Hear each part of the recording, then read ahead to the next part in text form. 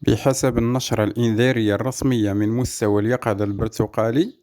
الصادرة عن مديرية العامة للأرصاد الجوية، فإن موجة الحر تمتد من يوم الثلاثاء 14 يوليوز إلى يوم الجمعة 17 يوليوز 2026، وتشمل الأقاليم التالية: درجة الحرارة ما بين 43 حتى 45 درجة مئوية،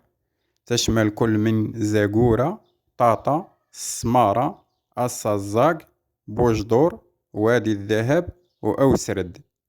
ودرجة الحرارة ما بين 40 درجة و 43 درجة مئوية، تشمل كل من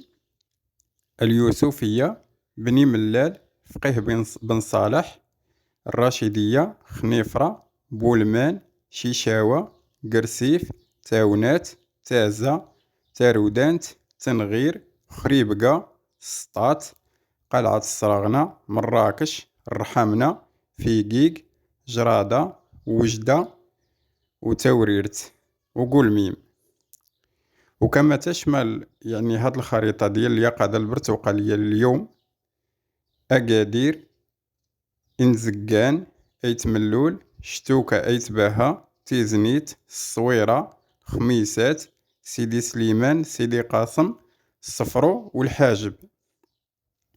المدة ديال هاد الصلاحية كما قلنا من نهار الثلاث 14 يوليوز إلى الجمعة 17 يوليوز 2026 بحسب الأقاليم